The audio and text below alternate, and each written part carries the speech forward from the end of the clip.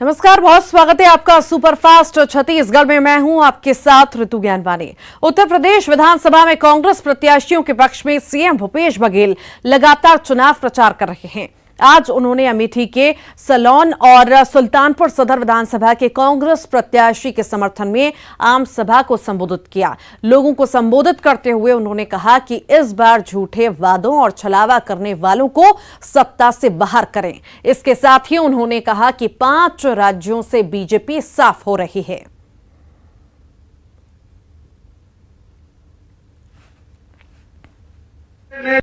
एक बात स्पष्ट है, चाहे उत्तराखंड हो चाहे गोवा हो,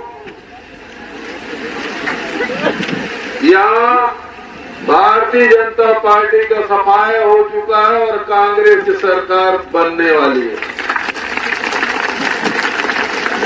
पंजाब में भारतीय जनता पार्टी है ही नहीं और तीसरे चरण के मतदान में, प्रथम और द्वितीय तीसरे चरण के मतदान में भी जो संकेत मिल रहे हैं, अब योगी जी जाने वाले हैं।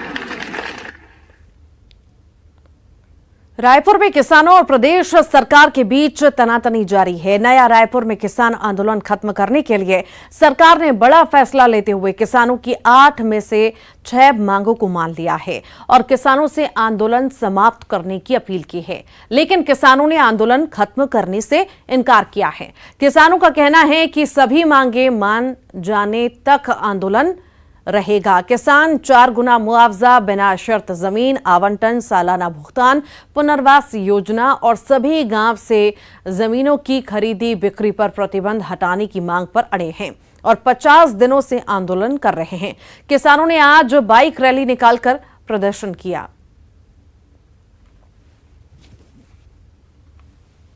जिन 6 बिंदुओं पे सहमति बनी है उसको स्पष्ट रूप से हमने अपने अधिकारियों को निर्देश दे दिया है कि उन बिंदुओं पे सकारात्मक रूप से आदेश जारी कर दिए जाएं और किसान प्रतिनिधियों से अभी भी हमारा आग्रह है कि अधिकांश बिंदुओं पे सहमति जब हो गई है तो उनको अपना आंदोलन वापस लेना चाहिए। पिछली सरकार के साथ 15 साल बैठते रहे, लेकिन उसका उत्तर तो मैं नहीं दे पाऊंगा। अभी जो मंत्रिमंडलीय उप समिति का गठन किया गया, लगातार बैठकें हुई हैं और जिन बिंदुओं में सहमति बनी उसके संदर्भ में हमने आदेश जारी कर दिए हैं। अब ये तो मैं किसानों के बारे में सम्मान पूर्वक ही अपने शब्द का उपयोग करूंगा। मैं चाहता हूं कि उनके आंदोलन स्थगित कर दिए जाएं। नहीं, जब तक पूरी मांगे 11 बिंदु में मांगे हैं और जब तक वो पूरी नहीं मांगी जाएगी आंदोलन समाप्त नहीं होगा। 6 बिंदु बहुत छोटी छोटी हैं। प्रदेश सरकार की जो सबसे बड़ा मुखिया है वो दिल्ली में बैठा है। अच्छा। जिसका नाम राहुल गांधी जी है, सोनिया गांधी जी है, प्रियंका गांधी जी है। उनसे हम मिलेंगे। मिलने का रास्ता हमारा क्लियर है। समय उन्होंने दिया है? समय उन्होंने नहीं दिया है, हमारी उससे चर्चा नहीं है, लेकिन हमें जिस माध्यम से हम लिंक लगाए हैं वो लिंक मिलवाने के लिए तैयार है। 11 मार्च को प्रदेश का बजट पेश हो सकता है। मुख्यमंत्री भूपेश बघेल बजट पेश करेंगे। माना जा रहा है कि इस बार बजट का आकार 1 लाख करोड़ से ज्यादा का होगा। विधानसभा का बजट सत्र 7 मार्च से 25 मार्च तक चलेगा।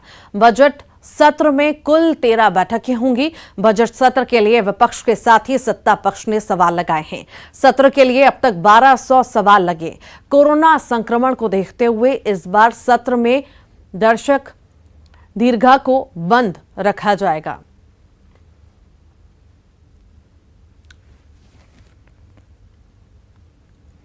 छत्तीसगढ़ में इस साल बोर्ड की परीक्षाएं ऑफलाइन होने जा रही हैं। साल भर पढ़ाई ऑनलाइन होने के बाद ऑफलाइन ली जा रही परीक्षा को लेकर कई छात्रों के मन में डर बने होने की बात भी सामने आ रही है। ऐसे में छत्तीसगढ़ माध्यमिक शिक्षा मंडल ने छात्रों का तनाव दूर करने के लिए हेल्पलाइन नंबर जारी करने की बात कही है। 22 फरवरी को टोल फ्री नंबर 1800-233-4363 पर छात्र के अलावा उनके परिजन भी फोन कर सकते हैं और अपनी समस्या बता सकते हैं। विशेषज्ञों की टीम छात्रों को सलाह देगी और उनके तनाव को कम करेगी। हेल्पलाइन 2022 नाम से इसकी शुरुआत की जा रही है। हेल्पलाइन नंबर पर 10:30 बजे से 5 बजे तक विशेषज्ञों की सलाह ली जा सकेगी। प्रदेश में बोर्ड की परीक्षाएं 1 मार्च से शुरू होंगी।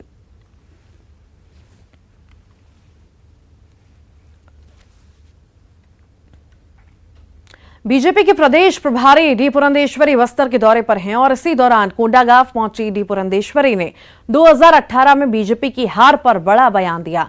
डी पुरंदेश्वरी ने कहा कि एंटी इनकम्बेंसी की वजह से बीजेपी की हार हुई।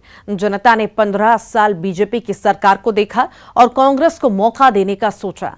प्रदेश प्रभारी ने पार्टी कार्यकर्ताओं को चुनाव के लिए अभी से जुट जाने का मंत्र दिया है और इसी दौरान डी पुरंदेश्वरी ने मक्का प्रोसेसिंग प्लांट को लेकर प्रदेश सरकार पर निशाना साधा और कहा कि मक्का प्रोसेसिंग प्लांट के नाम पर किसानों से धोखा किया गया।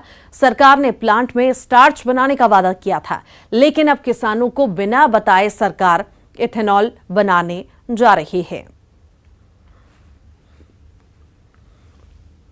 जिंदाबाद जिंदाबाद जिंदाबाद जिंदाबाद। समीक्षा जब होती है ये जो वो तो अंतर्गत विषय होता है। रीजंस जो है वो तो अंतर्गत नहीं वो तो definitely it is our party का समीक्षा होता है, वो तो अलग बात है। बट डेफिनेटली क्या है कि जैसे मैंने सोची एंटी इनकम्बेंसी एक बहुत बड़ी रीजन हो सकती है कि they would want a change, जिसकी वजह से शायद इस बार सोचे कि एक बार कांग्रेस को देखेंगे। वैसा तो वो रीजन तो उभर कर आया है सब, ऐसा नहीं है। एंटी इनकम्बेंसी का भी एक रीजन होता है और लोग शायद सोचे होंगे कि 15 साल हमने बीजेपी को देख चुके इसलिए एक बार कांग्रेस को देखेंगे, ऐसा भी सोचे होंगे ना।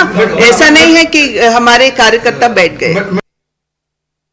पूर्व मुख्यमंत्री रमन सिंह ने राजनांदगांव में कई कार्यक्रमों में हिस्सा लिया। रमन सिंह ने स्वेच्छानुदान राशि को लेकर डोंगरगांव विधायक पर निशाना भी साधा।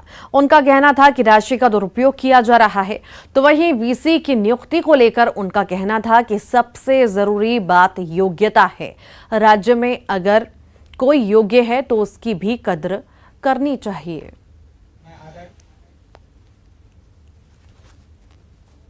सब शब्दों में दिख रहा है भाई, किसी भी पद के लिए योग्यता सबसे महत्वपूर्ण होता है और योग्यता के आधार पर तय होता है। हम यदि योग्यता के आधार पर निर्णय लेते हैं तो होता है।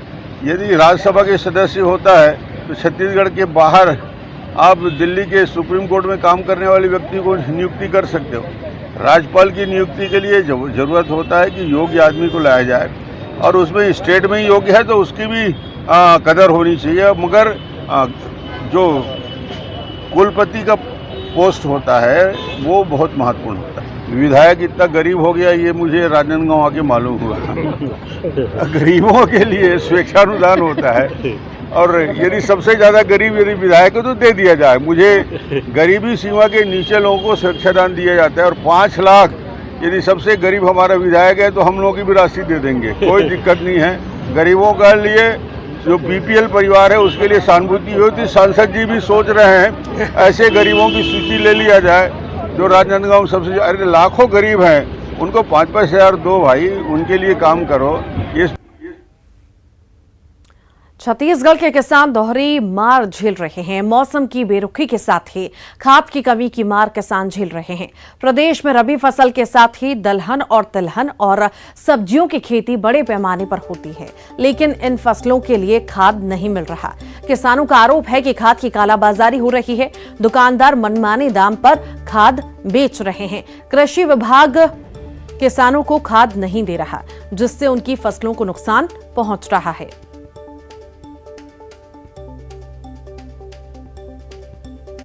छत्तीसगढ़ का दुर्भाग्य समझिए, सेंट्रल गवर्नमेंट और राज्य सरकार का आपसी तान से किसान बहुत बुरी तरह से इतनी बुरा स्थिति में पहुंच गए हैं।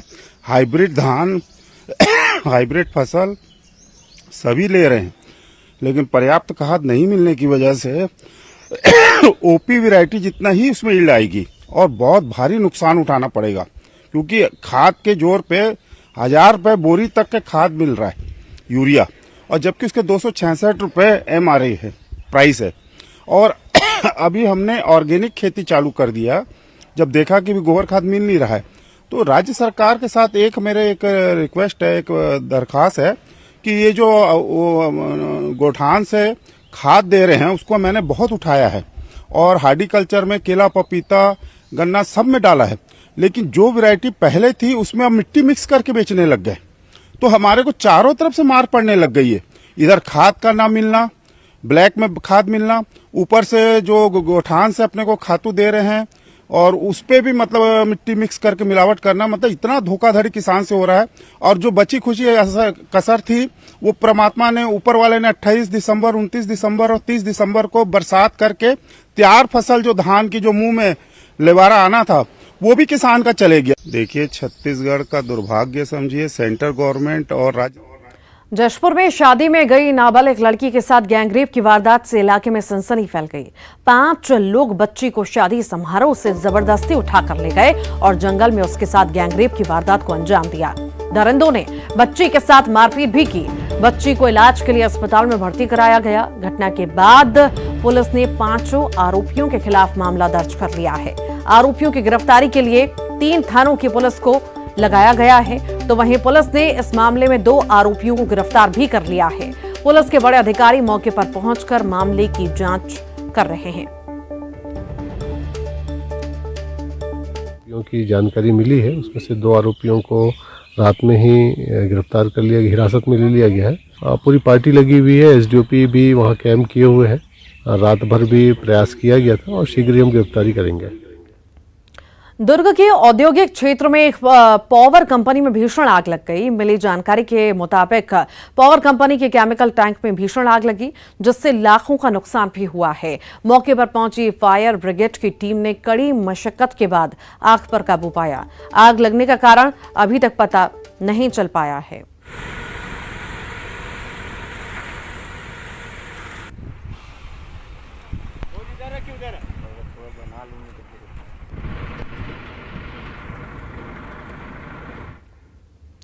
दंतेवाड़ा में डीआरजी के जवानों ने 5 लाख के इनामी नक्सली को मार गिराया।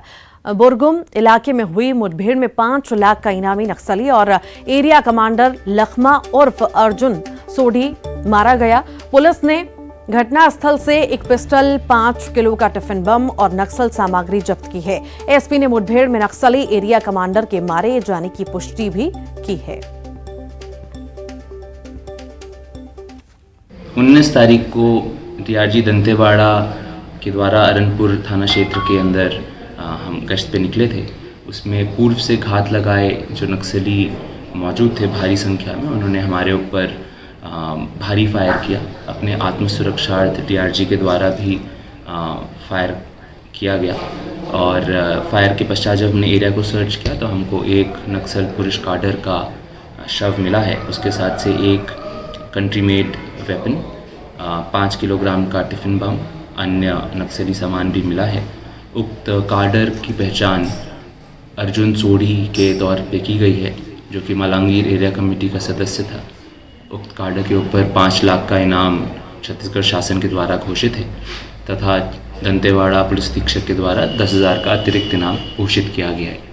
इस काडर के ऊपर वर्तमान में 13 नक्सल अपराध दर्ज हैं और कई अन्य नक्सलियों के भी घायल होने की हमें सूचना मिल रही है।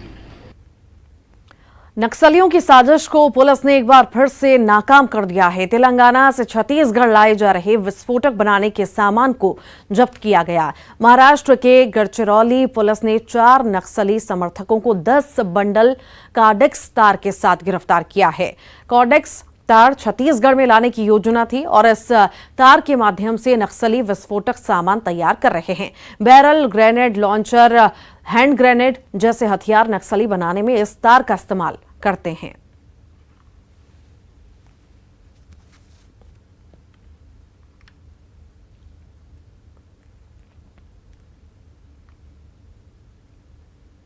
बीजापुर में धारदार हथियार से शिक्षक की हत्या कर दी गई। अज्ञात लोगों ने शिक्षक की हत्या की।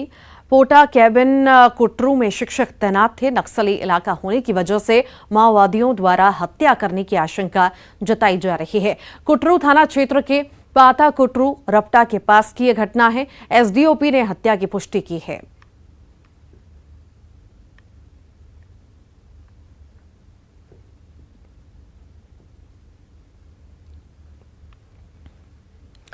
और इसी के साथ ही यहां रुकने एक छोटे से ब्रेक के लिए जल्द लौट रहे हैं और भी खबरों के साथ।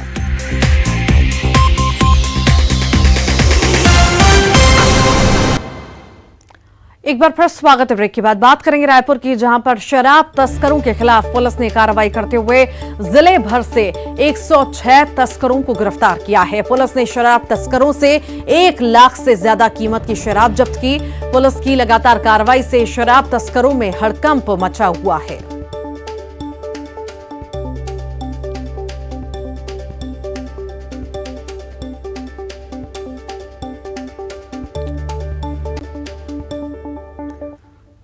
लोन दिलाने के नाम पर 97 लाख रुपए की ठगी करने के आरोप में कोरबा पुलिस ने दिल्ली से राहुल वर्मा नाम के शख्स को गिरफ्तार किया है। महेंद्र कुमार साहू ने मुद्रा लोन के लिए ऑनलाइन आवेदन किया था, लेकिन आरोपी राहुल वर्मा ने लोन दिलाने के नाम पर 97 लाख रुपए की ठगी महेंद्र कुमार साहू से की। पुलिस आरोपी राहुल वर्मा से पूछताछ कर रही है कि उसने मुद्रा लोन के नाम पर कितने लोगों के साथ ठगी की है। प्रधानमंत्री मुद्रा लोन स्कीम के नाम से उसके पास कोई व्हाट्सएप कॉल आया और उस व्हाट्सएप कॉल को जब संपर्क किया तो उससे उस ऋण लेने के एवज में विभिन्न प्रकार का प्रलोभन दिया गया और प्रार्थी उनके प्रलोभन में आके अपने जमा पूंजी के 97 लाख रुपए आहरित कर दिया। प्रकरण में आरोपी के कब्जे से उसका पासबुक, जिसमें काफी मात्रा में अमाउंट है, उसका मोबाइल जिसका उपयोग किया गया है और नगद 25,000 जब्त किया गया है। प्रकरण में धारा 420, 34 भादु। जशपुर में जर्मन शेफर्ड के नाम पर हजारों की ठगी का मामला सामने आया है। पत्थलगांव निवासी व्यवसायी से ऑनलाइन 44,000 रुपए ठग लिए गए। पीड़ित की शिकायत पर पुलिस ने केस दर्ज किया है और जांच में जुट गई है। पत्थलगांव के रहने वाले नितेश सिंघल की ऑनलाइन दोस्ती राजस्थान के आर्मी कैंट निवासी जौरा सिंह से हुई थी। इस दौरान जौरा सिंह ने जर्मन शेफर्ड डॉगी की सप्लाई करने का झांसा दिया और धीरे धीरे कर 44,000 रुपए ऑनलाइन ट्रांसफर कराए। जोरा सिंह ने खुद को आर्मी का सूबेदार बताया था और इसी वजह से व्यवसायी झांसे में आया। डॉगी की सप्लाई ना होने पर व्यवसायी को ठगी का एहसास हुआ, लिहाजा उसने पुलिस में शिकायत की। इंडियन आर्मी की मतलब एयर, जिसे एयर सुविधा लोग पार्सल देते हैं एम्बुलेंस से, एम्बुलेंस बोल रहा हूँ, एयर फ्लाइट से, वो पर्ची मेरे को व्हाट्सअप किया। ये बोला कि आपको नेक्स्ट डे डिलीवरी मिल जाएगी। उसके बाद मैं वेट किया काफी, फिर इसके साथी था विकास कुमार, वो मुझे फोन किया। वो मुझे बोला कि मैं सीतापुर के पास पहुंच गया हूँ, आप इतना पैसा डालिए। फिर पैसा डाला। उसके बाद इन्होंने इस तरह से क्रमशः पैसा डलवाते गए और उसके बाद ये मैं मैसेज किया तो मुझे ब्लॉक कर दिए। मैं थाने में इसकी सूचना माननीय डीओपी साहब श्री तिवारी जी को दिया। तिवारी जी ने तत्काल एक्शन लिया, एफआईआर दर्ज भी करवाई। अब देखना आगे ये है कि पुलिस इस पे क्या कार्रवाई करती है, क्योंकि आर्मी का एक तरह से अपमान है ये। और अब बात एक ऐसी साइकिल की जिसमें पैडल मारने की जरूरत नहीं पड़ती। बालोद जिले के छोटे से गांव के लोक कलाकार ने जुगाड़ से एक ऐसी साइकिल तैयार की है जो बैटरी से चलती है। गुरूर ब्लॉक के एक छोटे से गांव खैरवाही के रहने वाले 35 साल के ज्योतिष कुमार साहू ने जुगाड़ से ये साइकिल बनाई है। यह आविष्कार उन्होंने अपने पिता की 15 साल पुरानी साइकिल पर किया है। महज 10वीं तक पढ़ाई करने वाले ज्योतिष बताते हैं कि वे लोक कलाकार हैं। लॉकडाउन के समय जब काम नहीं मिला तो बिजली फिटिंग का काम किया और इसी दौरान इलेक्ट्रिक बाइक के बारे में सुना और मोबाइल से देखकर जरूरत का सामान जुगाड़ करने के बाद उसने बैटरी चलित साइकिल बना ली। वे बताते हैं कि अब इस बैटरी चलित साइकिल से सारे काम आसान हो जाते हैं। वे बताते हैं कि बैटरी एक बार चार्ज करने के बाद आराम से 16 किलोमीटर का सफर तय कर सकती है।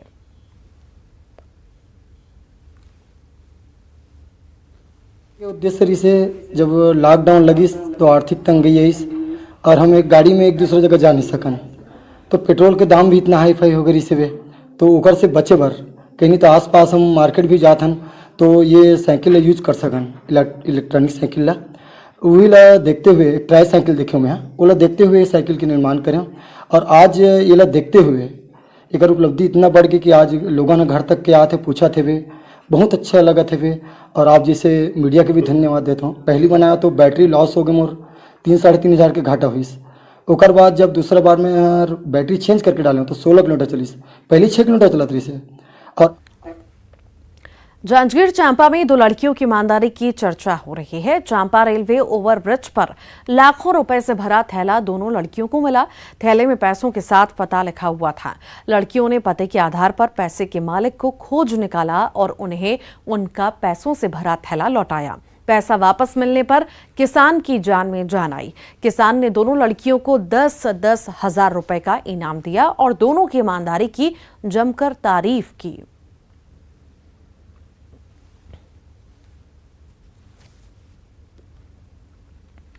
जांजगीर चांपा से बीएसपी विधायक केशव चंद्रा के डांस करने का वीडियो जमकर वायरल हो रहा है। विधायक बिंदास होकर मुंह में रुमाल दबाकर डांस करते हुए नजर आ रहे हैं। वीडियो 11 फरवरी का है। समर्थक के बेटे की शादी में विधायक शामिल हुए थे और इसी बीच नागिन की धुन पर बजी तो विधायक खुद को रोक नहीं पाए, सपेरा बनकर डांस करने लगे।